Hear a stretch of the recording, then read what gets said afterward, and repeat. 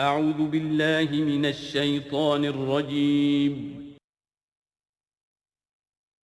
بسم الله الرحمن الرحيم.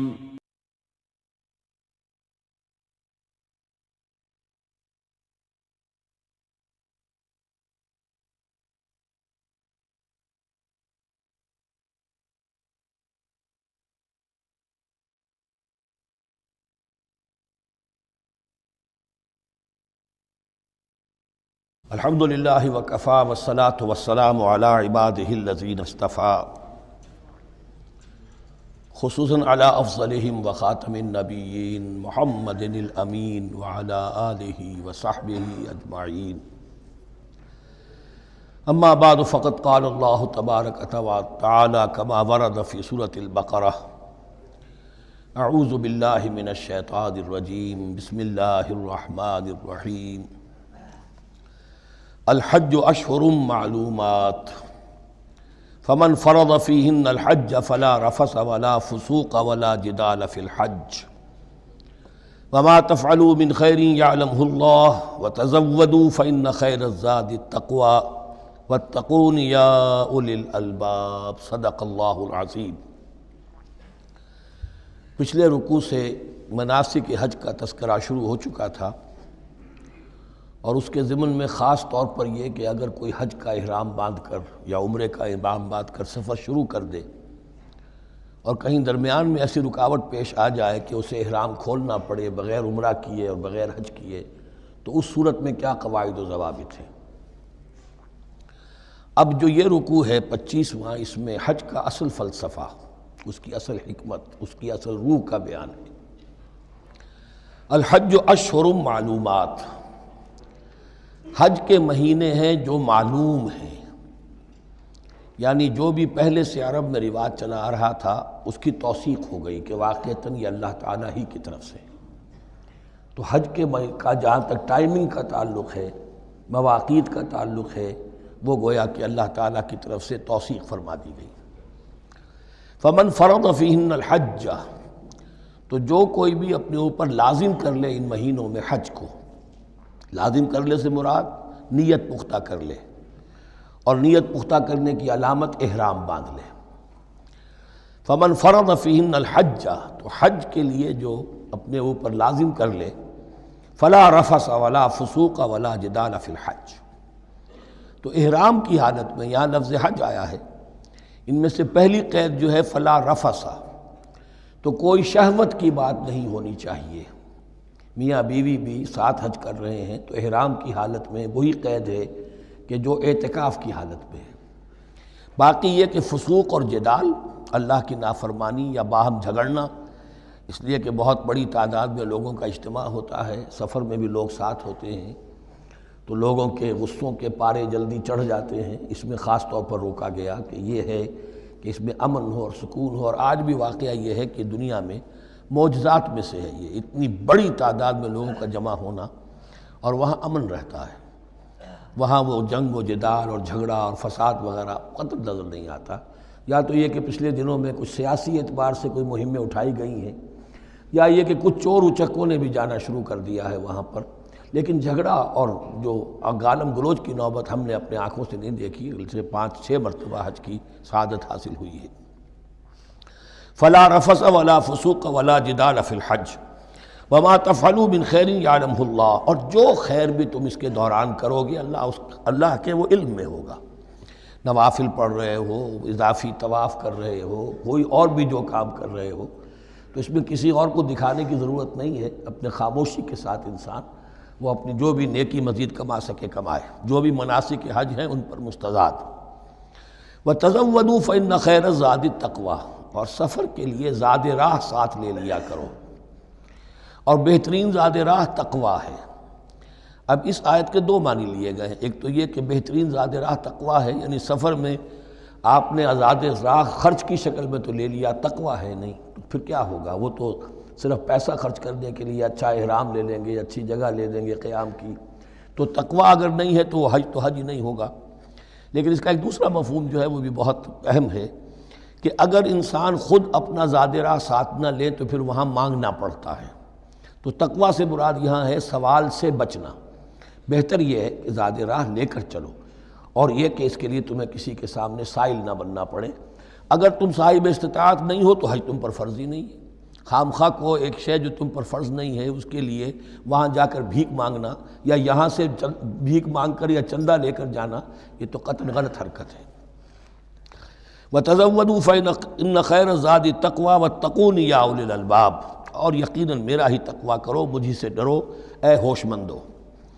لَيْسَ عَلَيْكُمْ جُنَاحٌ أَن تَبْتَغُوا فَضْلًا مِّن رَّبِّكُمْ، اس میں تم پر کوئی حرج نہیں ہے، کوئی گناہ نہیں ہے کہ تم حج کے سفر کے دوران اپنے رب کا فضل بھی تلاش کرو۔ آدمی ہندوستان سے پاکستان سے جا رہا ہے، اسے اچھی اجناس لے جائے تجارت کے لیے جو وہاں پر بیچ کر کچھ نفع حاصل کر لے، تو یہ تقویٰ کے منافی نہیں ہے۔ اگر وہاں پر کوئی کاروبار کر سکو کرو۔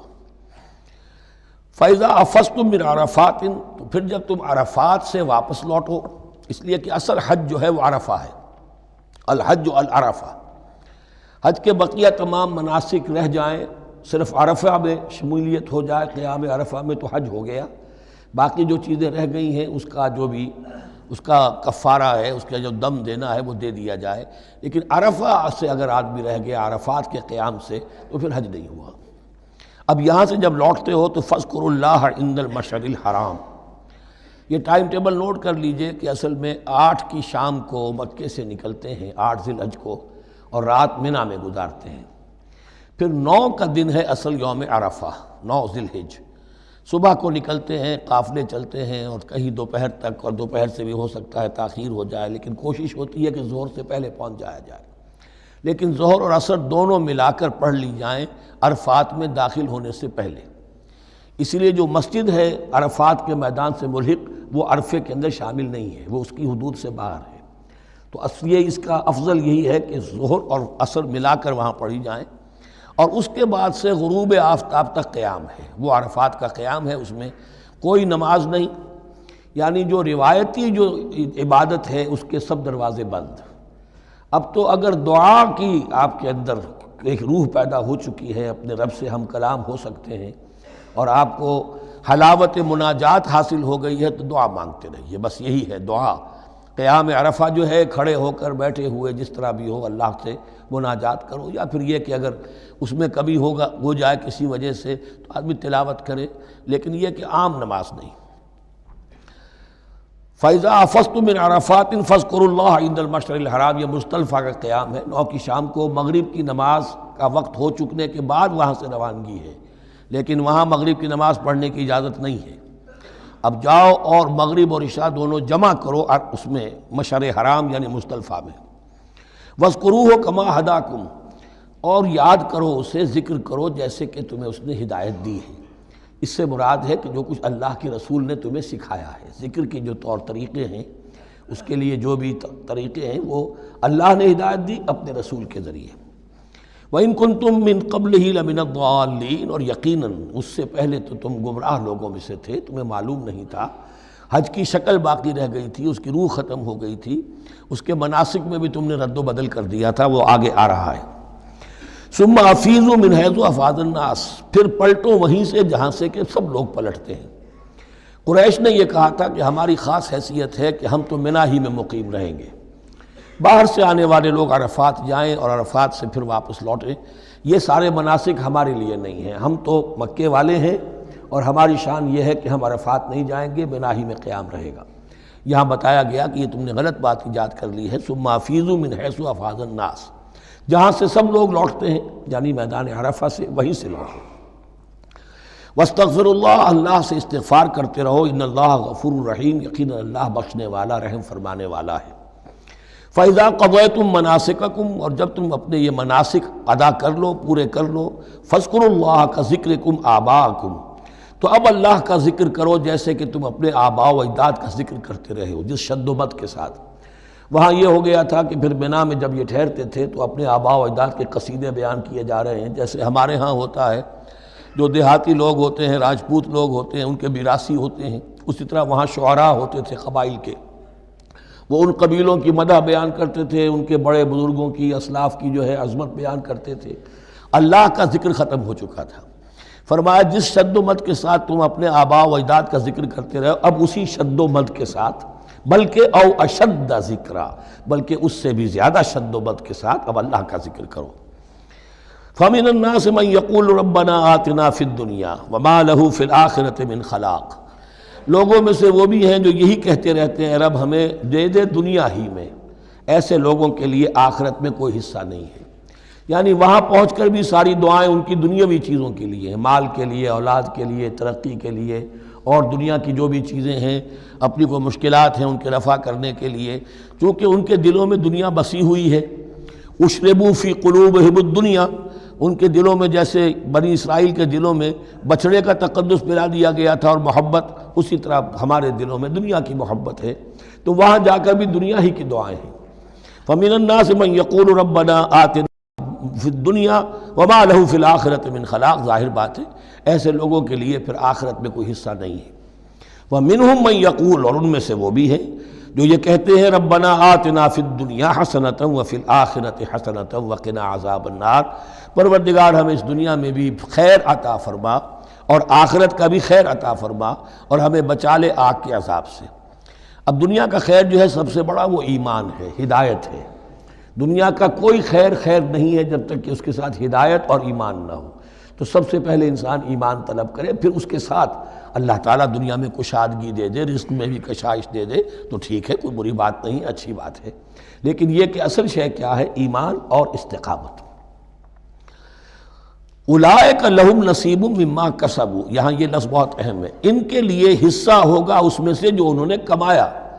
محض یہ دعا کرنے سے، یہ دعا جو ہے یہ کافی نہیں ہو جائے گی۔ اول تو یہ نوٹ کر لیجئے، یہی وہ دعا ہے جو یعنی رکن یمانی سے لے کر جو بھی ہر چکر ہوتا ہے اس کا طواف کا، تو رکن یمانی سے لے کر حجر اسود تک کا جو دورہ ہے، اس میں یہ دعا مانگی جاتی ہے، ربنا آتنا فی الدنیا حسنۃ وفی الآخرۃ حسنۃ وقنا عذاب النار۔ اولئک لہم نصیب مما کسبوا، ان کے لیے حصہ ہے اس میں سے جو انہوں نے کمایا۔ اچھا، اس میں سے جو انہوں نے کمایا، اس میں سے کیوں؟ وہ تو سارا ملنا چاہیے، لیکن بندے کو ڈرتا رہنا چاہیے کہ ممکن ہے اس میں سے کسی مسئلے میں میری نیت میں کوئی فساد آ گیا ہو، ممکن ہے اس میں سے میرے کسی عمل کے اندر کوئی کمی رہ گئی ہو، کوئی کوتاہی رہ گئی ہو۔ اس لیے یہ نہ سمجھ لے کہ جو بھی کچھ کیا ہے اس کا اجر لازماً ملے گا۔ مما کسبوا، جو انہوں نے کمایا ہے اس میں خلوص ہے، اس میں بے ریائی ہے، اس میں تمام جو بھی اس کے آداب اور شرائط ہیں ملحوظ رکھے گئے ہیں، تو ان کو اس کا حصہ ملے گا۔ واللہ سریع الحساب، اور اللہ تعالیٰ کو حساب چکانے میں دیر نہیں لگتی، بہت جلدی حساب کر لے گا۔ اب تو ہمارے سامنے نقشے موجود ہیں، کمپیوٹرز ہیں، کتنی جلدی حساب ہو جاتا ہے، تو اللہ کے ہاں تو پتہ نہیں کیسا سپر کمپیوٹر ہوگا کہ اسے حساب نکالنے میں دیر نہیں لگے گی۔ وَاذْكُرُوا اللَّهَ فِي أَيَّامٍ مَّعْدُودَاتٍ، اور ذکر کرو اللہ کا گنتی کے چند دنوں میں۔ یہ لفظ یہاں پر پھر آ گیا ہے اس بات کی وضاحت کے لیے جو میں نے عرض کیا تھا کہ ابتدائی جو حکم تھا روزے کا، ایام معدودات، وہ 3 دن کے روزے تھے، اس لیے کہ یہاں بھی معدودات کا لفظ آیا ہے، فی ایام معدودات، اور سب کو معلوم ہے یہ 3 دن ہیں، 11ویں 12ویں 13ویں تاریخ جو ہے ذی الحج کی، کہ پھر یوم نحر کے بعد 3 دن یہاں پر قیام ہے، مبیت ہے، تو وہ 3 دن ہے ایام معدودات۔ فمن تعجل فی یومین، تو جو کوئی 2 دن ہی میں جلدی سے واپس آ جائے فلا اثم علیہ، یعنی 3 دن پورے نہیں کرتا، 2 دن ہی میں واپسی کو اختیار کر لیتا تو کوئی گناہ اس پر نہیں ہے۔ ومن تأخر، اور جو پیچھے رہے یعنی 3 دن کی مقدار پوری کر لے فلا اثم علیہ لمن اتقی، تو اس پر بھی کوئی گناہ نہیں، لیکن شرط ہے تقوی۔ جو 2 دن میں چلا گیا تقوی تھا تو بھی اللہ تعالیٰ کے ہاں اس کا اجر محفوظ ہے، جو 3 دن رہا تقوی ہے، تیسرے دن اس نے کچھ اور ہی حرکتیں نہ شروع کر دی ہوں، جی اکتایا ہوا ہے اور طبیعت کے اندر جو ہے وہ ٹھہراؤ نہیں ہے، تو وہ تیسرا دن اس کے لیے کوئی خاص مفید نہیں ثابت ہوگا۔ لیکن یہ کہ اصل شے جو ہے اللہ کے ہاں جو چیز کے شرط لازم ہے قبولیت کے لیے وہ تقوی ہے۔ لمن اتقی واتقوا اللہ واعلموا انکم الیہ تحشرون، اور اللہ کا تقوی اختیار کرو اور یہ مستحضر رکھو اپنے ذہن میں کہ تمہیں اسی کی جانب جمع کر دیا جائے گا، تم سب کے سب ہانک کر لے جاؤ گے اسی کی جناب میں۔ وَمِنَ النَّاسِ مَن يُعْجِبُكَ قَوْلُهُ فِي الْحَيَاةِ الدُّنْيَا، اب یہ منافقین میں سے ایک گروہ کا خاص ایک تذکرہ ہو رہا ہے۔ ایک منافق تو ہوتے تھے کہ جو عام ہیں، ان کی زبانوں پر بھی نفاق واضح طور پر ظاہر ہو جاتا تھا، اور ایک قسم کے منافق وہ ہوتے تھے بڑے چاپلوس، چرب زبان، کہ ان کی گفتگو دیکھیے تو وہ تو بڑے مخلص ہیں اور بڑے ہی فداکار ہیں اور بڑے ہی آپ کے ساتھ ان کا تعلق جو ہے وہ نیک نیتی پر مبنی ہے. ان کی زبانیں جو ہیں معلوم ہوتا ہے کہ اس میں تو سب گھی شکر گھلا ہوا ہے، لیکن یہ کہ ان کا کردار انتہائی خراب ہوتا ہے، اور پھر وہ جب واپس جاتے ہیں باتیں کرنے کے بعد یا باتیں بنانے کے بعد تو ان کا کردار جو ہے وہ فساد پر مبنی ہوتا ہے. وَمِنَ النَّاسِ مَن يُعْجِبُكَ قَوْلُهُ فِي الْحَيَاةِ الدُّنْيَا، اور لوگوں میں سے ایسے بھی ہیں جن کی باتیں تمہیں بڑی اچھی لگتی ہیں دنیا کی زندگی میں.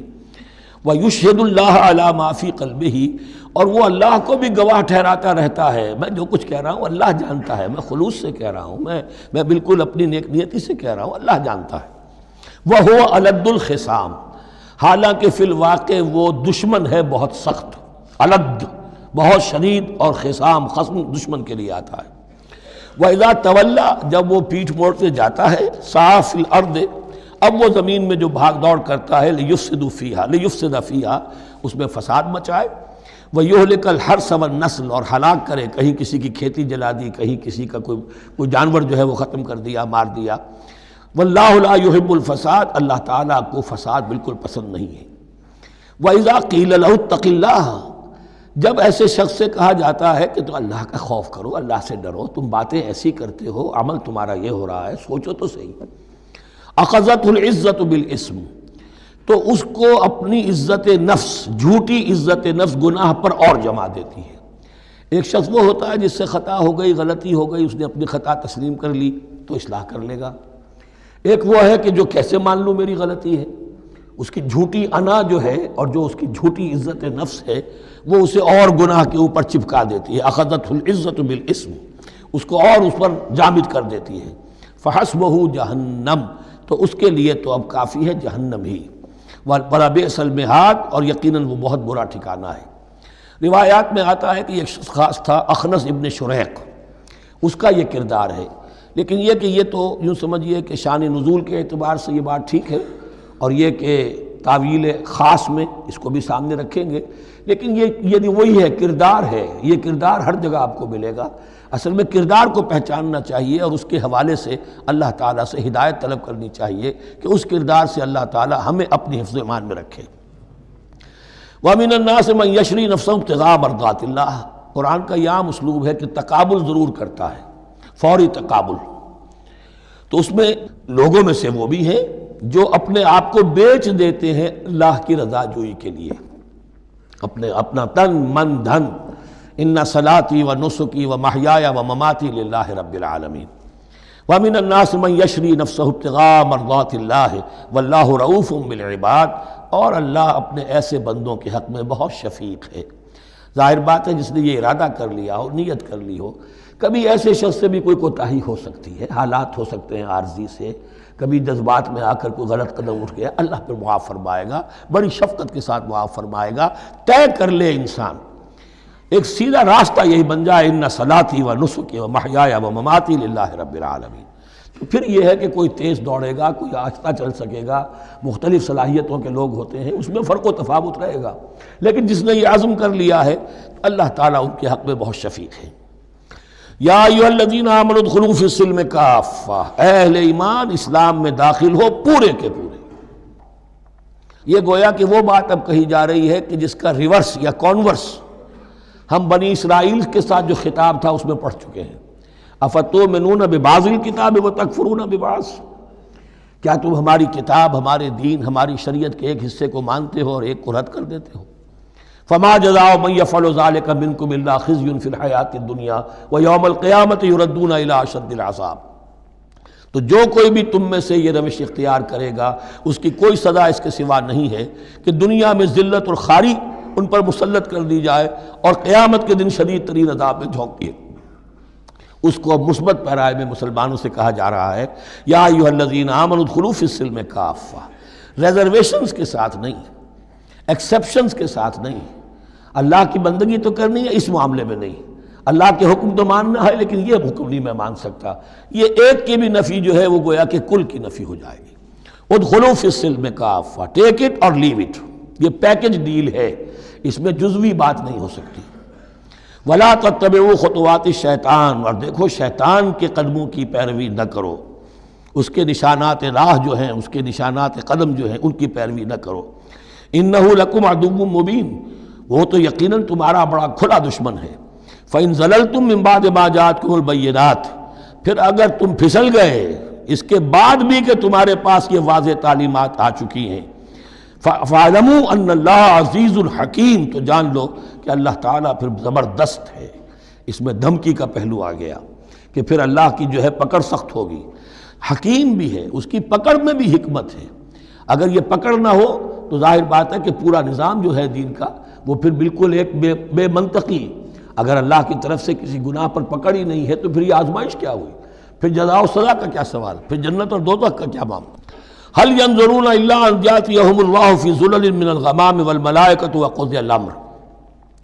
ایک جو نفس انسان کو پٹی پڑھاتا ہے وہ تو یہ ہے کہ دین کا یہ حصہ تو آرام سے کرتے رہو، جو میٹھا وہ ہپ اور جو کڑوا ہے وہ تھو۔ دوسری پٹی یہ پڑھاتا ہے کہ ابھی ذرا یہ ٹھیک ہے، یہ اللہ کا حکم ہے، یہ بھی حکم ہے، دین کا یہ بھی تقاضا ہے، ابھی ذرا ذمہ داریاں ہیں، ابھی ذرا بچوں کے معاملات ہیں، بچے برسر کار ہو جائیں، بچیوں کے ہاتھ پیلے ہو جائیں، میں ذرا ریٹائرمنٹ بھی لے لوں، تو پھر یہ مکان بنا لوں، پھر میں اپنے آپ کو دین کے لیے پھر خالص کر لوں گا، دین کے لیے پھر میں وہی کام کروں گا۔ یہ سب سے بڑا دھوکہ ہے، وہ وقت کبھی نہیں آتا۔ اسی لیے فرمائے کس شے کا انتظار کر رہے ہیں؟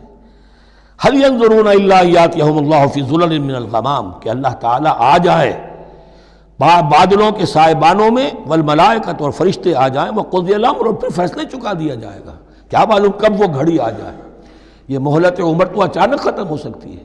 پوری دنیا کی قیامت بھی جب آئے گی اچانک آئے گی، اور ہر شخص کی ذاتی قیامت تو اس کے سر کے اوپر تلوار کی طرح لٹکی ہوئی ہے کہ من مات فقط قامت قیامتہ، جو مر گیا اس کی قیامت تو آ گئی۔ کیا تمہارے پاس گارنٹی ہے یہ سارے کام کرو گے تب تک زندہ رہو گے اور پھر بھی تمہارے جسم میں کوئی توانائی، کوئی رمق باقی رہ جائے گی کہ دین کا کوئی کام کر سکو؟ تو جان لو تم کس چیز کا انتظار کر رہے ہو سکتا ہے اچانک اللہ کی طرف سے مہلت ختم ہو جائے، سٹاپ رائٹنگ، 3 گھنٹے ہو گئے، بس اب جو لکھ لیا، اب آگے تمہارے پاس مہلت نہیں ہے۔ وَإِلَى اللَّهِ تُرْجَعُ الْأُمُورُ، اور یقیناً تمام معاملات اللہ ہی کی طرف لوٹا دیے جائیں گے۔ سل بنی اسرائیل کم آتیناہم من آیۃ بینہ، اے مسلمانوں پوچھ لو بنی اسرائیل سے ہم نے انہیں کتنی روشن نشانیاں دیں، یعنی دیکھو تم بھی کہیں انہی کے راستے پر نہ چلنا، جیسا کہ حضور نے فرمایا تھا لَتَتَّبِعُنَّ سُنَنَ مَن قَبْلِكُمْ، تم لازماً پیروی کرو گے اور چلو گے انہی کے نقوش پا پر۔ سل بنی اسرائیل کم آتیناہم من آیۃ بینہ ومن یبدل نعمت اللہ من بعد ما جاءتہ فإن اللہ شدید العقاب، لیکن جو شخص اللہ کی اس نعمت جو اس کے پاس آ گئی ہے اس میں تبدیلی کرتا ہے، اس میں تحریف کرتا ہے، یا اس میں تحریف کرتا ہے یا اپنے آپ کو بدل لیتا ہے، من بعد ما جاءت ہو، اس کے بعد کہ وہ نعمت اس کے پاس آ گئی، فإن اللہ شدید العقاب، تو یہ جان لو اللہ پھر سزا دینے میں بھی سخت ہے۔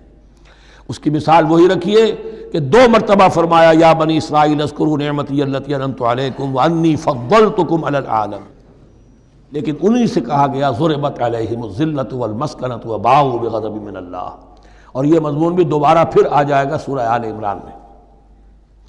زین للذین کفروا الحیات الدنیا، ان کافروں کے لیے دنیا کی زندگی جو ہے بڑی مزین کر دی گئی ہے، ان کے نگاہوں میں کھب گئی ہے، یہاں کی چمک دمک ہے، شان و شوکت ہے، لمبی لمبی کاریں ہوں، چمکیلی نئے ماڈل کی، بڑی اونچی اونچی بلڈنگیں ہوں، حویلیاں ہوں، اعلیٰ کوٹھیاں ہوں، اب یہ ساری چیزیں کس کو اچھی نہیں لگتی، لیکن یہ کہ کفار کے دلوں میں ان کی محبت اتنی پل جاتی ہے کہ پھر کوئی اچھی بات ان کے کوئی زندگی میں نہیں رہتی، نہ کوئی اچھی بات اثر کرتی ہے۔ اہل ایمان کو بھی اگر ایمان کے ساتھ یہ نعمتیں ملیں، قل من حرم زینۃ اللہ التی اخرج لعبادہ والطیبات من الرزق، کو اچھا کھانا، اچھا پینا، اچھا پہننا کو حرام نہیں ہے، کو اللہ نے کس کو لوگوں کے لیے ممنوع نہیں کیا، لیکن دین کے تقاضے ادا کر کے، اللہ کا حق ادا کر کے اور حلال سے کما کر، تب کوئی حرج نہیں۔ زین للذین کفروا الحیات الدنیا، کافروں کے لیے دنیا کی زندگی کو مزین کر دیا گیا ہے۔ وہ حدیث بھی ذہن میں لے آئیے کہ ان الدنیا سجن المومن و جنت الکافر، یہ دنیا جو ہے مومن کے لیے ایک قید خانہ اور جنت اور کافر کے لیے باغ ہے۔ وَيَسْخَرُونَ مِنَ الَّذِينَ آمَنُوا، اور وہ مذاق اڑاتے ہیں اہل ایمان کا۔ دیکھو ان فینیٹکس کو، ان پاگلوں کو، ان بیوقوفوں کو، وَيَسْخَرُونَ مِنَ الَّذِينَ آمَنُوا وَالَّذِينَ اتَّقَوْا وَالَّذِينَ اتَّقَوْا فَوْقَهُمْ يَوْمَ الْقِيَامَةِ، اور جن لوگوں نے تقویٰ کی روش اختیار کی تھی قیامت کے دن اب وہ ان کے اوپر ہوں گے۔ اور بلکہ ہمیں سورہ مطففین میں تو آگے چل کر پتہ چلے گا پھر اہل ایمان ان کا مذاق اڑائیں گے۔ وَاللَّهُ يَرْزُقُ مَن يَشَاءُ بِغَيْرِ حساب، اور اللہ تعالیٰ رزق عطا فرمائے گا جس کو چاہے گا بغیر حساب۔ یہ جنت کی طرف اشارہ ہے۔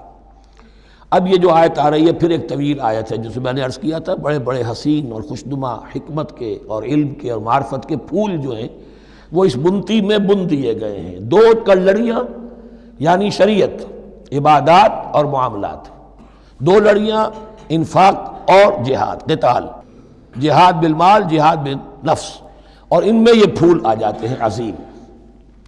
اس کو میں نے عنوان دیا ہے آیت الاختلاف، آیت الآیات، آیت البر، اور یہ آیت الاختلاف۔ اختلاف کیوں ہوتا رہا ہے؟ اور یہ بہت اہم ہے اس لیے کہ جو وحدت ادیان کا فلسفہ دنیا میں کچھ لوگوں کی طرف سے پیش ہوتا ہے اس کا ایک حصہ صحیح ہے اور ایک حصہ غلط ہے۔ صحیح کون سا ہے، غلط کون سا ہے، وہ اس حدیث، اس آیت سے معلوم ہوگا۔ کان الناس امۃ واحدۃ، اس میں کوئی شک نہیں، پہلے تو انسان سب کے سب ایک امت تھے، حضرت آدم کی نسل، حضرت آدم نبی ہیں تو امت تو ایک ہی تھی۔ جب تک کہ ان کے اندر گمراہی پیدا نہیں ہوئی، اختلافات نہیں ہوئی، شیطان نے کچھ لوگوں کو نہیں ورغلایا، اس وقت تک تو کان الناس امۃ واحدہ، تمام انسان ایک ہی امت تھے۔ اب یہاں پہ سمجھ لیجئے کہ یہاں اس کے بعد ایک حرف محذوف ہے، ثم اختلفوا، پھر ان میں اختلافات ہوئے، فساد پیدا ہوا، کچھ لوگوں نے گمراہی کی روش اختیار کر لی۔ ایک بیٹا اگر حابیل تھا تو دوسرا قابیل بھی تھا۔ فبعث اللہ النبیین مبشرین ومنذرین، تو اب اللہ نے نبیوں کو بھیجنا شروع کیا جو بشارت دیتے تھے نیکوکاروں کو اور جو خبردار کرتے تھے غلط کاروں کو۔ وانزل معهم الکتاب بالحق لیحکم بین الناس فیما اختلفوا فیہ، اور اللہ نے ان کے ساتھ کتاب نازل فرمائی اپنی تاکہ وہ حق کے ساتھ نازل فرمائی تاکہ وہ فیصلہ کر دے لوگوں کے مابین ان امور میں جن میں انہوں نے اختلاف کیا تھا۔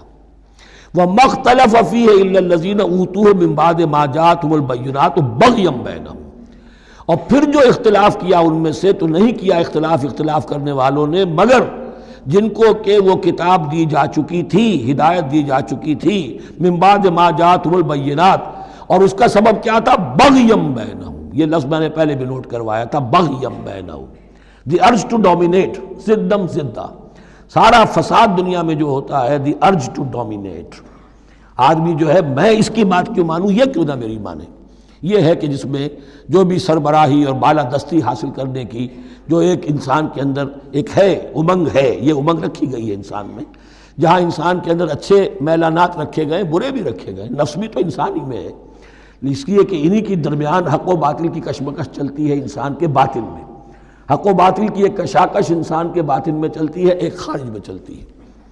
تو فرمایا پھر ہم نے اپنے رسول بھیجنے شروع کیے، فبعث اللہ النبیین مبشرین ومنذرین وانزل معهم الکتاب بالحق لیحکم بین الناس فیما اختلفوا فیہ وما اختلف فیہ الا الذین اوتوہ من بعد ما جاءتهم البینات بغیا بینہم فہدی اللہ الذین آمنوا لما اختلفوا فیہ من الحق باذنہ۔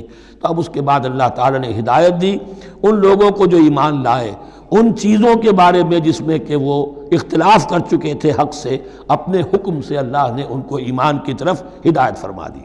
واللہ یہدی من یشاء الی صراط مستقیم، اور اللہ ہدایت دیتا ہے جس کو چاہتا ہے سیدھے راہ کی طرف۔ لیکن اس کا دوسرا ترجمہ یہ بھی ہوگا اللہ ہدایت دیتا ہے اس کو جو چاہتا ہے، من یشاء، من یشاء میں اللہ کی مشیت بھی ہے اور جو ہدایت کا طالب ہوتا ہے، واللہ یہدی من یشاء، جو چاہتا ہے اس ہدایت کا طالب ہوگا، یہ اللہ کے ذمے ہے، اللہ نے اسے اپنے اوپر ایک ذمہ داری سمجھا ہے کہ اس کو یقیناً ہدایت دے گا۔ والذین جاہدوا فینا لنہدینہم سبلنا، جو ہمارے راستے میں کوششیں کریں گے، حق کی طرف بڑھنا چاہیں گے، ہم لازماً ان کو راستہ دکھائیں گے، اپنے راستوں کی طرف ان کی رہنمائی کریں گے، یہ اللہ نے اپنے ذمے لیا۔ ام حسبتم، اب بڑی سخت آیت آ رہی ہے، یہ بھی بڑی لرزا دینے والی آیت ہے۔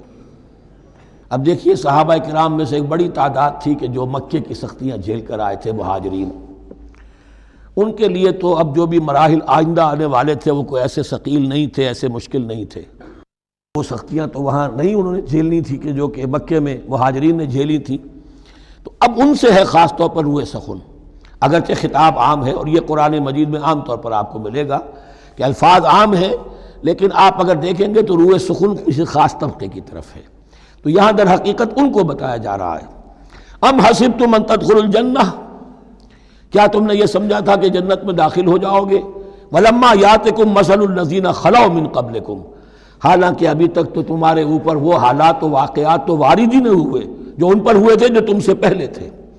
مستہم الباساء، انہیں آ لیا پہنچی ان کو سختی بھوک کی، والضراء اور تکالیف، وزلزلوا اور وہ ہلا مارے گئے، حتیٰ یقول الرسول والذین آمنوا معہ متی نصر اللہ، یہاں تک کہ پکار اٹھا وقت کا رسول اور جو ان کے ساتھ اہل ایمان تھے، کب آئے گی اللہ کی مدد، الا ان نصر اللہ قریب، اب انہیں یہ خوشخبری دی گئی کہ آگاہ ہو جاؤ اللہ کی مدد قریب ہے۔ یعنی اللہ آزماتا ہے، یہ وہی بات ہے جو اس سے پہلے آ چکی ہے 19ویں رکوع میں بالکل شروع میں، وَلَنَبْلُوَنَّكُمْ بِشَيْءٍ مِّنَ الْخَوْفِ وَالْجُوعِ وَنَقْصٍ مِّنَ الْأَمْوَالِ وَالْأَنفُسِ وَالثَّمَرَاتِ، ہم لازماً آزمائیں گے۔ یہ کوئی پھولوں بھرا راستہ نہیں ہے، پھولوں کی سیج نہیں ہے، حق کا راستہ ہے، یہ کانٹوں بھرا بستر ہے، کانٹوں بھرا راستہ ہے، اس کے لیے ذہناً تیار ہو جاؤ۔ در رہے منزل لیلا کہ خطر ہاست بسے، شرط اول قدمی نفس کے مجنوں باشی، دیکھ سمجھ کر آؤ۔ ام حسبتم ان تدخلوا الجنۃ ولما یاتکم مثل الذین خلوا من قبلکم مستہم الباساء والضراء وزلزلوا حتى يقول الرسول والذین آمنوا معہ متی نصر اللہ الا ان نصر اللہ قریب۔ یہ آیت پھر مسلمانوں کو، صحابہ کرام کو سورہ صف میں یہ خوشخبری سنائی گئی، جبکہ غزوہ احزاب واقع ہو چکا تھا اور شدید ترین امتحان سے محمد الرسول اللہ اور ان کے صحابہ گزر چکے تھے کامیابی کے ساتھ، تب انہیں خوشخبری دی گئی ہے۔ سورہ صف اس وقت نازل ہوئی ہے، وَأُخْرَىٰ تُحِبُّونَهَا نَصْرٌ مِّنَ اللَّهِ وَفَتْحٌ قَرِيبٌ، اب تمہارے لیے وہ خوشخبری ہے اے نبی، بشر المومنین، اپنے اہل ایمان ساتھیوں کو بشارت دے دیجئے کہ اب وہ وقت آ گیا ہے کہ اللہ کی نصرت کے دروازے کھلتے چلے جائیں گے۔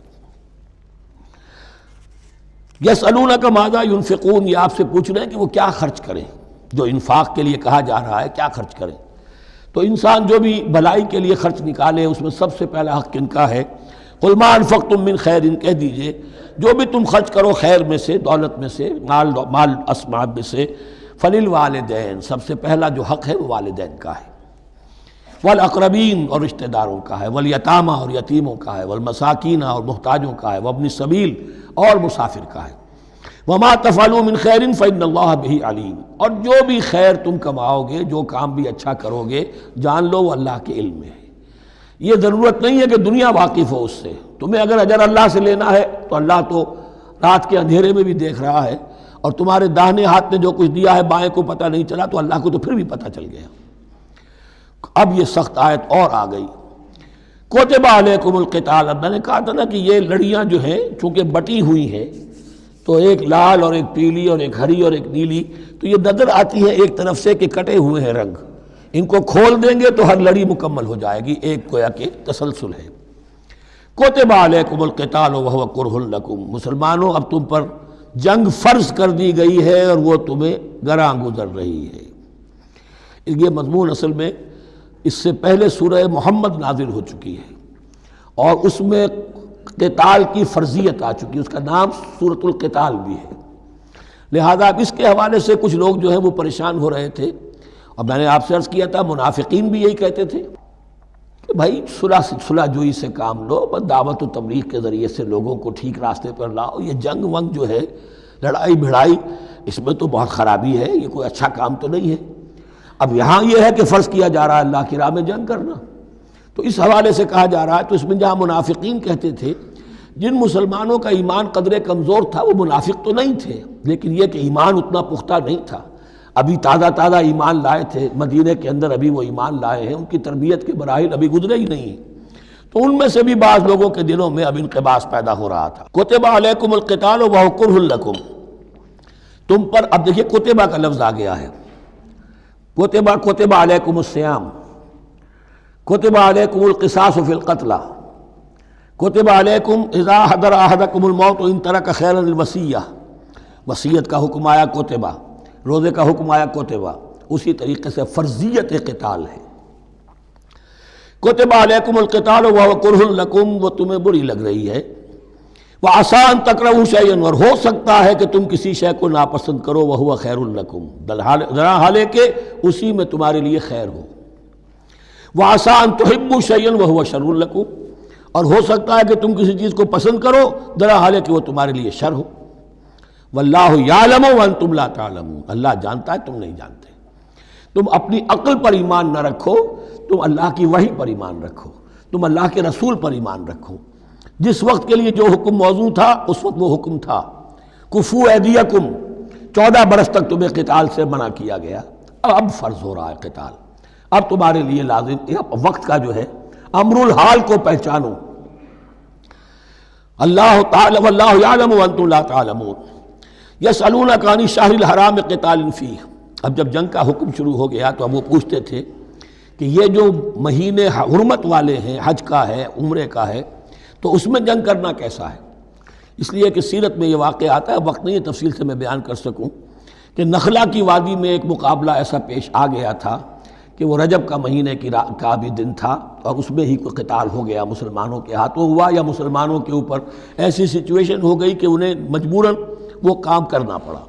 اس پر شور اٹھا دیا، دیکھو ان لوگوں کا کیا حال ہے، بنے پھرتے ہیں اللہ والے، رسول والے، دین والے، آخرت والے، اور ان کا حال یہ ہے کہ یہ حرمت والے مہینے کے انہوں نے بٹا لگا دیا، اس میں جنگ کی ہے۔ یہ اصل میں ان حضرات کی طرف سے گویا کہ اللہ تعالیٰ اپنے ان مومن بندوں کی طرف سے خود صفائی پیش کر رہے ہیں۔ یسألونک عن الشہر الحرام قتال فیہ، یہ پوچھتے ہیں آپ سے حرمت والے مہینوں میں قتال کا حکم، قل قتال فیہ کبیر، کہہ دیجئے ہاں حرمت والے مہینے میں جنگ کرنا بہت بڑی بات ہے، یعنی بہت بڑا گناہ ہے، لیکن وصد عن سبیل اللہ وکفر بہ والمسجد الحرام واخراج اہلہ منہ اکبر عند اللہ۔ یہ بھی تو دیکھو کہ جن لوگوں نے وہ جرم کیے ہیں کہ جنہوں نے اللہ کے راستے سے روک دیا، اللہ کا کفر کیا، مسجد حرام کے راستے روک دیے مسلمانوں کے لیے، اب یہ نہیں جا سکتے، بیت اللہ میں عبادت نہیں کر سکتے، اخراج اہلہ منہ، اس میں سے لوگوں کو نکلنے پہ مجبور کر دیا مکے کے مسلمانوں کو، اکبر عند اللہ، گناہ تو وہ بھی ہے لیکن یہ کہیں بڑا گناہ ہے اللہ کے نزدیک۔ تو سینس آف پروپورشن ہونا چاہیے کہ کس چیز کے مقابلے میں کس شے کی برائی ہے۔ والفتنۃ اکبر من القتل، یہ پہلے بھی آ چکا ہے، والفتنۃ اشد من القتل، اب آیا والفتنۃ اکبر من القتل۔ فتنہ ہر وہ کیفیت ہے جس میں صاحب ایمان کے لیے ایمان پر قائم رہنا اور اسلام پر عمل کرنا مشکل ہو جائے۔ آج کا پورا معاشرہ فتنہ ہے، اسلام پر عمل کرنا مشکل ہے، بدماشی کے راستے کھلے ہوئے ہیں، حرام خوری کے راستے کھلے ہوئے ہیں، حلال عقل حلال دانتوں پسینہ آئے تو شاید نصیب ہو، شادی کے نکاح کے راستے بند کیے ہوئے ہیں، یہ شرطیں ہیں اور یہ شرطیں ہیں اور یہ شرطیں ہیں اور یہ ہے اور یہ چیزیں لازمی ہیں، اور زنا کے راستے کھلے جائیے۔ جس معاشرے کے اندر جب غلبہ باطل کا ہوگا حق پر چلنا ممکن نہیں رہے گا، وہ جو باطل کا غلبہ ہے وہ سب سے بڑا فتنہ ہے۔ والفتنۃ اکبر من القتل، فتنہ جو ہے بہت بڑی شے ہے قتل کے مقابلے میں۔ ولا یزالون یقاتلونکم حتی یردوکم عن دینکم ان استطاعوا، اور سن لو یہ لوگ تم سے جنگ کرتے رہیں گے یہاں تک کہ لوٹا دیں تمہیں اپنے دین سے، اگر وہ کر سکتے ہوں، وہ تو تلے ہوئے ہیں اس پر کہ تمہیں لوٹا کر لے جائیں گے اپنے دین سے۔ یہاں اشارہ ہو رہا ہے مشرکین مکہ کی طرف، کیونکہ اب یہ تمہید چل رہی ہے سورہ بقرہ کے اندر غزوہ بدر کے لیے، اب اس کے بعد غزوہ بدر ہونے والا ہے، اس کے لیے ذہنی تیاری۔ ولا یزالون یقاتلونکم حتی یردوکم عن دینکم ان استطاعوا، وہ تو اپنی سے کوشش کرتے رہیں گے کہ تمہیں تمہارے دین سے پھرا کر لوٹا کر واپس لے جائیں اگر ان میں طاقت ہے۔ ومن یرتد منکم عن دینہ، اور سن لو جو بھی کوئی تم میں سے پھر گیا، مرتد ہو گیا اپنے دین سے، فیمت، اور اسی حالت میں اس کی موت آ گئی، وہو کافر، کہ وہ کافر ہی تھا، فاولئک حبطت اعمالہم فی الدنیا والآخرہ، تو یہ وہ لوگ ہوں گے کہ جن کے تمام اعمال دنیا اور آخرت میں حبط ہو گئے۔ پہلے کتنے ہی نیکیاں کی ہوئی تھیں، کتنے ہی نمازیں پڑھی ہوئی تھیں، کتنا ہی جو ہے انفاق کیا تھا، صدقات دیے تھے، کچھ بھی کیا، سب کا سب زیرو ہو جائے گا۔ وَأُولَٰئِكَ أَصْحَابُ النَّارِ هُمْ فِيهَا خَالِدُونَ، اور وہ ہوں گے جہنم والے اور رہیں گے اس میں ہمیشہ ہمیشہ۔ ان الذین آمنوا والذین ہاجروا وجاہدوا فی سبیل اللہ اولئک یرجون رحمت اللہ واللہ غفور رحیم، یقیناً وہی لوگ جو ایمان لائے اور جنہوں نے ہجرت کی اور جہاد کیا اللہ کی راہ میں، یہ وہ لوگ ہیں جو اللہ کی رحمت کے امیدوار ہیں۔ بڑا لطیف طنز ہے ان پر، جا رہے ہیں حرام کے راستے پر، اللہ رحمت فرمائے گا، اللہ رحمت نہیں فرماتا، اللہ کی رحمت کا مستحق بننا پڑتا ہے۔ اللہ کی رحمت کا مستحق وہی ہے، ان الذین آمنوا والذین ہاجروا وجاہدوا فی سبیل اللہ اولئک یرجون رحمت اللہ، وہ امیدوار ہیں اللہ کی رحمت کے، وہ امید کرے تو ان کی امید بجا ہے۔ واللہ غفور الرحیم، اور یقیناً اللہ تعالیٰ غفور الرحیم ہے۔ یسألونک عن الخمر والمیسر، اب دیکھیے یہاں سے شریعت کا جو بلو پرنٹ اب تیار ہونا شروع ہوا، کچھ احکام پہلے آ چکے اور کچھ احکام اب آ رہے ہیں، تو بیچ بیچ میں یہ لڑیاں جو ہیں کٹی ہوئی ہیں۔ یہ آپ سے پوچھ رہے ہیں نبی صلی اللہ علیہ وسلم شراب اور جوئے کے بارے میں، قل فیہما اسم کبیر، اے نبی ان سے کہہ دیجئے کہ ان دونوں کے اندر بہت بڑے گناہ کی پہلو ہے، ومنافع للناس، اور لوگوں کے لیے کوئی منفعتیں بھی ہیں، واسمہما اکبر من نفعہما، اور ان کا جو گناہ کا پہلو ہے وہ نفع کے پہلو سے بڑا ہے، بس یعنی اشارہ کر دیا کہ چھوڑ دو اس کو، اب تمہاری عقل سلیم کے حوالے معاملہ ہے، حقیقت تم پر کھول دی گئی، یہ ابتدائی حکم ہے لیکن حکم کے پیرائے میں نہیں، بس یہ ہے کہ کچھ فائدے بھی ہیں، وہ تو ہے میں سے غرض نشات ہے کچھ روسیہ کو، ایک گونا بے خودی مجھے دن رات چاہیے، اور میں کدے کی راہ سے ہو کر گزر گیا ورنہ سفر حیات کا بے حد طویل تھا۔ یہ حکمت سمجھ لیجئے کہ جوئے میں اور میسر میں کیا چیز مشترک ہے کہ دونوں کو جمع کیا گیا۔ شراب میں بھی انسان حقائق سے اپنے آپ کو منقطع کرتا ہے اور محنت سے جی چراتا ہے، He doesn't want to see the facts، مواجہہ کرنے کو تیار نہیں، فیس کرنے کو تیار نہیں ہے bitter facts of life کو، تو میں ایک گونا بے خودی مجھے دن رات چاہیے۔ اور جوا بھی محنت کی نفی ہے، چانس، داؤ لگاؤ، ایک ہے محنت سے ایک آدمی کما رہا ہے، مشقت کر رہا ہے، کھوکھا ہے یا کوئی چھابڑی لے کے جا رہا ہے یا کچھ اور کام ریڑھی چلا رہا ہے، وہ اپنی کوئی کمائی کر رہا ہے، اور ایک یہ داؤ لگاؤ، داؤ سے کمانا، چانس پر کمانا، یہ بھی محنت کی نفی ہے۔ تو یہ دونوں کے اندر اصل میں علت ایک ہی ہے۔ یسألونک عن الخمر والمیسر قل فیہما اسم کبیر ومنافع للناس واسمہما اکبر من نفعہما ویسألونک ماذا ينفقون قل العفو، اور یہ پوچھتے ہیں کتنا خرچ کریں، انفقوا انفقوا انفقوا وانفقوا فی سبیل اللہ ولا تلقوا بایدیکم الی التہلکہ، یہ آیت پر کل پڑھ چکے ہیں۔ اپنے آپ کو اپنے ہاتھوں ہلاکت میں نہ جھونکو، کتنا خرچ کرے، کچھ ہمیں مقدار بھی بتا دی جائے۔ فرمایا قل العفو، جو بھی تمہاری ضرورت سے زائد ہے۔ اللہ یہ بھی نہیں کرتا کہ اپنی ضرورتوں کو بھی تم پیچھے ڈال دو، نہیں، ضرورتیں اپنی پوری کرو، پھر جو اب تمہارے پاس ہے، اب یہ سمجھیے کہ جو ایک کمیونسٹ فلسفی ہے اس میں بھی ایک اصطلاح سرپلس ویلیو، ایک سرپلس ویلیو یہ ہے عفو، جو تمہاری ضروریات سے زائد ہے، یہ سرپلس ویلیو ہے، یہ اللہ کی راہ میں دے دو۔ اس کو بچا کر رکھنا جو ہے اللہ پر آپ بے اعتمادی کا اظہار کر رہے ہیں کہ اللہ کل نہیں دے گا مجھے، میں بچا کے رکھوں۔ یسألونک ماذا ينفقون قل العفو، لیکن اس میں یہ ہے کہ ضرورتیں کتنی ہیں، کیا ہے، اس کا کوئی پیمانہ مقرر نہیں کیا۔ یہ ہے باطنی روح جس کے اندر اللہ کی محبت اور آخرت کا ایمان بڑھتا جائے گا، وہ اتنا ہی اپنی بیلٹ ٹائٹ کرے گا، اپنی ضرورتیں کم کرے گا، اپنے معیار زندگی کو پست کرے گا، اور زیادہ سے زیادہ جو ہے وہ اللہ کی راہ میں دے گا۔ لیکن اصول یہ ہے کہ ہر شخص یہ دیکھے کہ جو میری ضرورت سے زائد ہے اسے میں ریٹین نہ کروں، اسے میں دے دوں۔ اس انفاق پر پورے 2 رکوع آگے آنے والے ہیں سورہ مبارکہ میں۔ کذالک یبین اللہ لکم الآیات لعلکم تتفکرون، اسی طرح اللہ تعالیٰ اپنی آیات تمہارے لیے واضح کر رہا ہے تاکہ تم تفکر کرو، غور کرو، فی الدنیا والآخرہ، تمہارا یہ غور دنیا کے بارے میں بھی ہونا چاہیے، آخرت کے بارے میں۔ دنیا میں بھی اسلام رہبانیت نہیں سکھاتا، نہ کھاؤ نہ پیو، چلے کشی کرو، چلے جاؤ جنگلوں میں، نہیں، اسلام متمدن زندگی کی تعلیم دیتا ہے، گھر گھرستی ہے، شادی کرو، بیوی بچوں والے رہو، ان کے بھی حقوق کو ادا کرو، ان کا بھی پیٹ تمہیں پالنا ہے، تو تفکر فی الدنیا والآخرہ، آخرہ کے لیے، لیکن یہ کہ اس میں ریشو پروپورشن رہنی چاہیے۔ دنیا کی کتنی قدر و قیمت ہے، آخرت کی کتنی قدر و قیمت ہے، اس کو جان لو۔ اسی کے حساب سے ایلوکیشن اگر نہیں ہے تو پھر یہ کہ سینس آف پروپورشن اگر غلط ہو گیا تو ظاہر بات ہے کہ پھر ہر چیز تلپٹ ہو جائے گی۔ ایک دوا کے نسخے میں کوئی چیز زائد تھی، کوئی کم تھی، آپ نے جو کم تھی اسے زیادہ کر دیا، جو زائد تھی کم کر دیا، تو اب ہو سکتا ہے کہ یہ نسخہ شفا نہ رہے، نسخہ ہلاکت بن جائے۔ وَيَسْأَلُونَكَ عَنِ الْيَتَامَىٰ، اور یہ آپ سے پوچھ رہے یتیموں کے بارے میں، قُلْ إِصْلَاحٌ لَهُمْ خَيْرٌ، اے نبی ان سے کہہ دیجئے ان کے لیے ان کی مصلحت کو پیش نظر رکھنا یہ ہے کہ جو بہتر ہے، نیکی ہے، بھلائی ہے۔ اصل میں سورہ بنی اسرائیل کی آیت جو ہے وہ لوگوں کے سامنے تھی، وَلَا تَقْرَبُوا مَالَ الْيَتِيمَ إِلَّا بِالَّتِي هِيَ أَحْسَنُ، مال یتیم کے قریب تک نہ پھٹکو، یعنی گڑبڑ کر لو گے اپنے اموال میں، اس میں سے یہ کہ ہو سکتا ہے کہ تمہارا ان کا کوئی مال تمہارے پیٹ میں چلا جائے، ہانڈی مشترک ہے، اب اس میں ظاہر بات ہے یتیم نے بھی کھانا ہے، تم نے بھی کھانا ہے، اچھی اچھی بوٹیاں تم نے کھا لی ہیں اور یتیم کے لیے جو ہے خرچہ تو پورا ڈال دیا، لیکن یہ کہ اس کے لیے بیچارے کے لیے چھچڑے چھوڑ دیے۔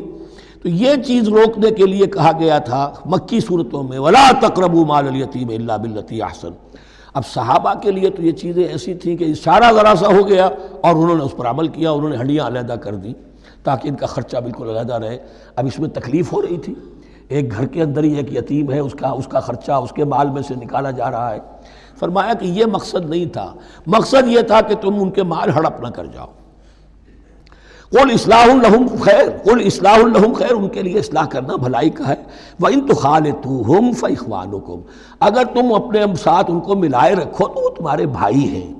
وَاللَّهُ يَعْلَمُ الْمُفْسِدَ مِنَ الْمُصْلِحِ، اللہ جانتا ہے مفسد کو بھی مصلح کو بھی، وہ جانتا ہے کہ یہ آدمی گڑبڑ کر رہا ہے، یہ ہنڈیاں علیحدہ کر کے بھی گڑبڑ کر سکتا ہے، اور یہ وہ شخص ہے کہ جو ہنڈیاں مشترک کر کے بھی حق پر رہ سکتا ہے۔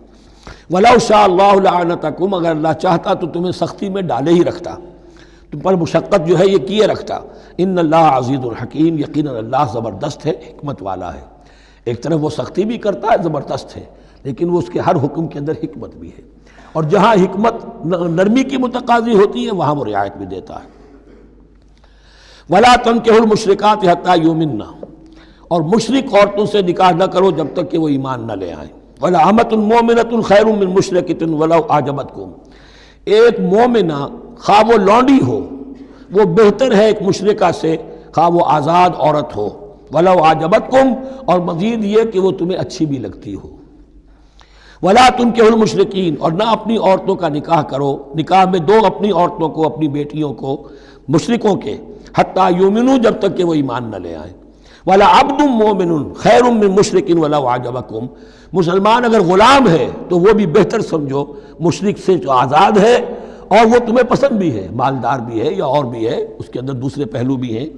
اولئک یدعون الی النار، دیکھو وہ جو ہے وہ پکار رہے ہیں، آگ کی طرف بلا رہے ہیں، تمہیں بھی لے جائیں گے، تمہاری اولاد کو بھی لے جائیں گے۔ واللہ یدعو الی الجنۃ والمغفرۃ بإذنہ، اللہ تمہیں بلا رہا ہے جنت کی طرف اور مغفرت کی طرف اپنے حکم سے۔ وَيُبَيِّنُ آیاتہ للناس لعلہم یتذکرون، اور اللہ اپنی آیات واضح کر رہا ہے لوگوں کے لیے تاکہ وہ نصیحت اخذ کریں۔ وَيَسْأَلُونَكَ عَنِ الْمَحِيضِ، اور وہ عورتوں کے ایام ماہواری کے بارے میں آپ سے سوال کر رہے ہیں۔ قُلْ هُوَ أَذًى، کہہ دیجئے وہ ایک ناپاکی بھی ہے اور ایک تکلیف کا مسئلہ بھی ہے۔ فَاعْتَزِلُوا النِّسَاءَ فِي الْمَحِيضِ، تو حیض کی حالت میں اگر تمہاری بیویاں ہوں تو ان سے علیحدہ رہو، مقاربت نہ کرو۔ وَلَا تَقْرَبُوهُنَّ حَتَّىٰ يَطْهُرْنَ، اور ان سے مقاربت نہ کرو یہاں تک کہ وہ پاک ہو جائیں۔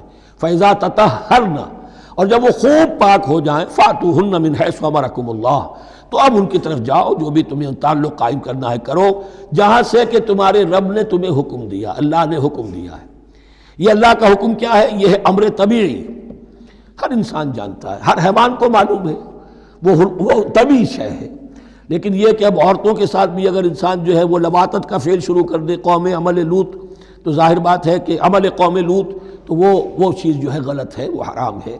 یہ تو اللہ تعالیٰ نے جو بھی تمہاری فطرت میں ڈالا ہے راستہ، وہ در حقیقت من حیث امرکم اللہ، ان اللہ یحب التوابین و یحب المتطہرین، یقیناً اللہ محبت کرتا ہے بہت توبہ کرنے والوں سے اور بہت پاک بازی اختیار کرنے والوں سے۔ ان ناپاک چیزوں سے دور رہنے میں۔ نساؤکم حرث لکم، تمہاری بیویاں تمہارے لیے کھیتیوں کے مانند ہیں، جیسے کھیت میں بوتے ہو فصل کاٹتے ہو، بیویوں کے ذریعے سے اللہ تعالیٰ تمہیں اولاد عطا کرتا ہے۔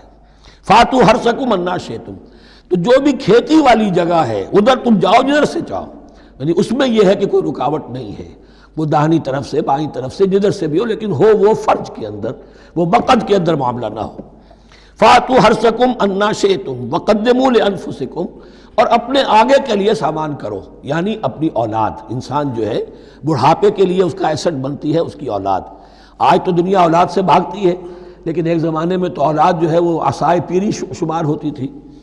وقدموا لانفسکم واتقوا اللہ واعلموا انکم ملاقوہ، اور اللہ سے کا تقوی اختیار کرو۔ ابھی آپ دیکھیں گے کہ جو حکم بھی شریعت کا آئے گا بار بار تکرار کے ساتھ جو ہے اس میں جو تقوی کا ذکر بار بار آئے گا، کہ ایک قانون ہے اس کی قانونیت ہے، ایک ہے تقوی۔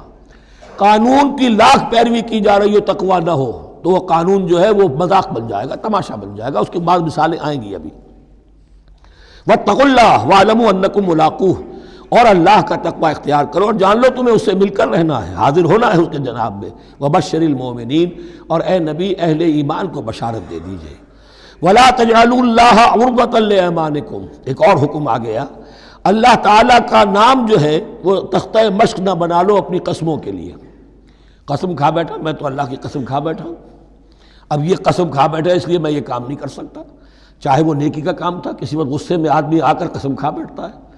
حضرت ابو بکر صدیق نے بھی قسم کھا لی تھی۔ مستح ان کا ایک ایسا تھا مسلمان غریب کہ جس کی وہ مدد کیا کرتے تھے، لیکن مستح بھی جب حضرت عائشہ پر تہمت میں ملوث ہو گیا تو حضرت ابو بکر نے قسم کھا لی کہ یہ بدبخت جس کی میں سرپرستی کرتا رہا یہ بھی میری بیٹی پر تہمت لگانے میں شامل ہو گیا، اب میں اس کی کبھی مدد نہیں کروں گا۔ یہ سورہ نور میں آئے گا، ان سے کہا گیا نہیں ایسا نہ کرو، تم اپنے نیکی کے دروازے کو کیوں بند کرتے ہو؟ قسم کھا لی، قسم کو کھول دو، کفارہ دے دو۔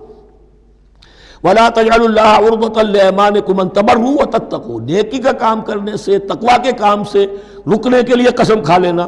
وَتُصْلِحُوا بَيْنَ النَّاسِ، اور اس سے کہ لوگوں کے مابین مصالحت کرو۔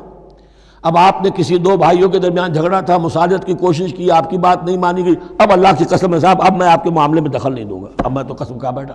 نہیں بھائی، اصلاح بین الناس جو ہے، اصلاح ذات البین، یہ کرتے رہو، اور ایسی قسم کھائی ہے اس کا کفارہ دے دو۔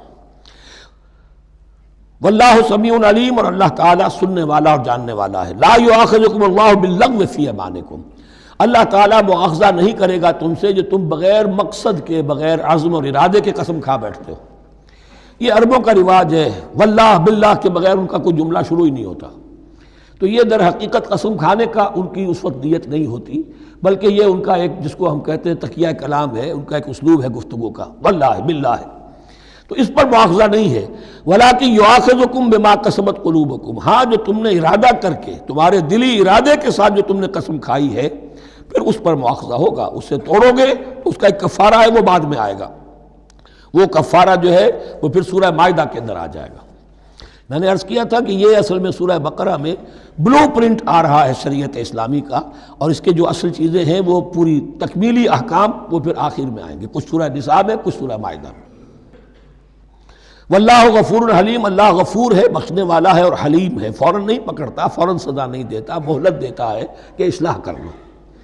للذین یولون من نسائہم تربص اربعۃ اشہر، اب یہ بھی ایک قسم کھا لی جاتی تھی کہ کسی وقت کسی مرد نے، کسی شوہر نے قسم کھا لی اب میں اپنی بیوی کے قریب نہیں جاؤں گا، ناراض ہو گئے، غصہ آ گیا، میں تمہارے سے کوئی تعلق نہیں رکھوں گا، یہ ایلا کہلاتا تھا۔ حضور نے بھی ایلا فرمایا تھا اپنی ازواج مطہرات سے جب انہوں نے کچھ زیادہ نفقے کا مطالبہ کیا تھا کہ اب عام مسلمانوں کے ہاں بھی خوشحالی آ گئی ہے تو اب ہمارے اوپر یہ سختی کیوں ہے، ہمارا بھی جو نفقات ہیں، ہمارا جو خرچ ہے، وظائف ہیں، بڑھائے جائیں۔ اس پر حضور نے پھر ایلا کیا، اس کا ذکر ہے، وہ بعد میں آئے گا۔ لیکن وہاں عام طور پر لوگ قسم کھا کے بیٹھ جاتے تھے، اب قسم کھا لی ہے، پچھتا بھی رہے ہیں، کیا کریں، قسم کھا چکے، اب بیوی کے پاس کیسے جائیں؟ اب وہ بیوی معلق ہے، نہ وہ شادی شداؤں میں ہے اور نہ وہ علیحدہ ہے، آزاد ہے۔ للذین یولون من نسائہم تربص اربعۃ اشہر، 4 مہینے کے لیے تو انتظار کیا جا سکتا ہے۔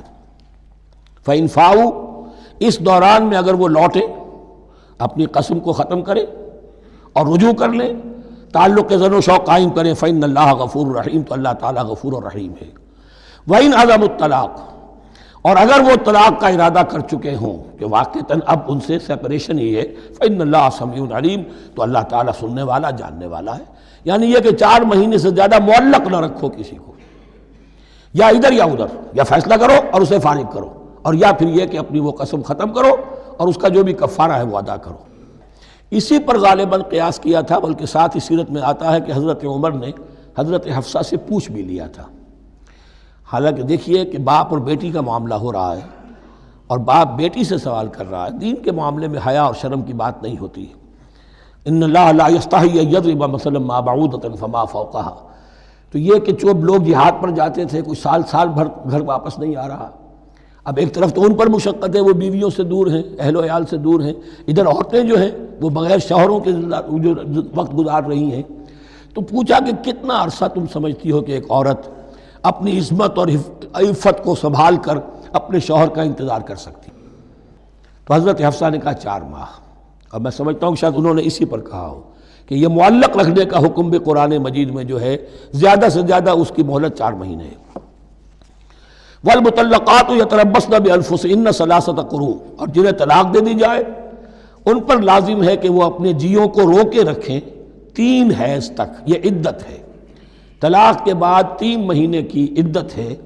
اس عدت میں یا تو شوہر رجوع کر لے گا، اگر 1 یا 2 طلاقیں ہیں، تیسری طلاق ہو گئی تو رجوع کا حق نہیں ہے، وہ بعد میں بات آ جائے گی، اور اسی میں چاہے تو اس کے بعد جب مدت ختم ہو جائے گی تو پھر اب شوہر کا حق ختم ہو جائے گا، اب وہ آزاد ہوگی، لیکن اس مدت کے اندر وہ دوسری شادی نہیں کر سکتی۔ والمطلقات یتربصن بانفسهن 3 قروء ولا يحل لهن ان يكتمن ما خلق الله في ارحامهن، اور ان کے لیے یہ حلال نہیں ہے، جائز نہیں ہے کہ وہ چھپا لیں جو کچھ کہ اللہ نے پیدا کر دیا ہو ان کے ارحام میں۔ اگر حمل ٹھہر گیا ہے اور بیوی کو ڈر ہے کہ اب یہ شوہر تو طلاق دے دے گا، وہ اپنا حمل چھپا رہی ہے تاکہ پتہ ہی نہ چلے اس کو، کیونکہ وہ چاہے گی کہ بچہ میرے پاس رہے، بچہ بچی جو بھی ہو۔ ظاہر بات ہے کہ بچہ اور بچی جو ہے وہ ماں کے لیے تو جگر گوشہ ہے، اس کے جسم کا ٹکڑا ہے، اس کے جسم کا لوتھڑا ہے، تو وہ چھپانے کی ٹینڈنسی ہوتی ہے کہ وہ جھگڑا ہی نہ اٹھے۔ ولا يحل لهن ان يكتمن، ان کے لیے جائز نہیں ہے کہ وہ چھپائیں ما خلق اللہ فی ارحامہن، جو کچھ کے پیدا کر دیا ہے اللہ نے ان کے رحموں میں۔ ان کن یؤمن باللہ والیوم الآخر، اگر وہ فی الواقع ایمان رکھنے والی ہے اللہ پر اور یوم آخر پر۔ وبعولتہن احق بردہن فی ذلک ان ارادوا اصلاحا، اور یہ جو عدت کی مدت ہے اس میں ان کے شوہروں کو حق حاصل ہے، زیادہ حقدار ہیں کہ انہیں لوٹا لیں، اسے رجعت کہتے ہیں، رجوع کیا جا سکتا ہے عدت کے اندر، لیکن تیسری طلاق کے بعد نہیں۔ پہلی طلاق، دوسری طلاق، اس کے بعد دونوں میں جو عدت ہوگی اس میں رجوع کر سکتا ہے شوہر، اس کا اختیار ہے، بیوی کو نہ کہنے کا اختیار نہیں ہے کہ اب تم طلاق دے چکے ہو، اب میں تمہاری بات ماننے کو تیار نہیں ہوں، اس کا اسے حق نہیں ہے۔ اسے پھر وہ مرد کا جو حق ہے وَبَعُولَتُهُنَّ أَحَقُّ بِرَدِّهِنَّ، وہ زیادہ حقدار ہے کہ انہیں لوٹا لے، فی ذالک، اس مدت کے اندر ان ارادوا اصلاحا، اگر وہ واقعتاً اصلاح ہی چاہتے ہیں۔ وَلَهُنَّ مِثْلُ الَّذِي عَلَيْهِنَّ بِالْمَعْرُوفِ، اور ان کے لیے حقوق ہیں جو کہ مناسبت سے ہیں ان کی ذمہ داریوں کے۔ وَلِلرِّجَالِ عَلَيْهِنَّ دَرَجَةٌ، اور مردوں کو ان پر ایک درجہ فوقیت کا، ایک درجہ فضیلت کا، ایک درجہ حقوق کا حاصل ہے۔ واللہ عزیز الحکیم، اور اللہ تعالیٰ زبردست ہے اور حکمت والا ہے۔ یہ آیت اصل میں اس زمانے میں بہت مس انٹرپریٹ ہوئی ہے، اور بعض مترجمین نے بھی ترجمہ غلط کیا ہے، یعنی اس کا یہ ترجمہ کرنا لہن مثل الذی علیہن، ان کے بھی حقوق مردوں پر ویسے ہی ہیں جیسے مردوں کے حقوق ہیں ان پر، تو یہ تو مساوات ہو گئی، اور مساوات جو اسلامی شریعت میں مرد اور عورت کے درمیان، شوہر اور بیوی کے درمیان نہیں ہے۔ مراد کیا ہے؟ لام اور اعلیٰ کا جو استعمال ہوتا ہے عربی میں، لام کسی کے حق کے لیے اور اعلیٰ کسی کی ذمہ داری کے لیے۔ لہن، ان کے لیے حقوق ہیں، مثل الذی علیہن، جیسے کہ ان پر ذمہ داریاں ہیں۔ اللہ تعالیٰ نے جیسے ذمہ داری مرد پر ڈالی ہے ویسے حقوق اس کو دیے ہیں، جیسی ذمہ داری عورت پر ڈالی ہے اس کی مناسبت سے کورسپونڈنگلی پروپورشنیٹ جو ہے اس کو بھی حق دے دیے ہیں۔ اور اس بات کو کھول دیا، مساوات کہاں سے آئے گی؟ جب کہہ دیا وَلِلرِّجَالِ عَلَيْهِنَّ دَرَجَةٌ، اور مردوں کو ان پر ایک درجہ حاصل ہے، فوقیت کا درجہ حاصل ہے۔ واللہ عزیز الحکیم۔ اب یہ تمہیں پسند ہو تب بھی اور ناپسند ہو تب بھی، اللہ تعالی عزیز ہے، حکیم ہے، وہ سب کچھ جاننے والا ہے، اور وہ زبردست ہے، جو چاہے حکم دے، اور حکیم ہے، حکمت والا ہے، اس کا حکم حکمت پر مبنی ہے۔ بارک اللہ لی ولکم فی القرآن العظیم ونفعنی وإیاکم بالآیات والذکر الحکیم۔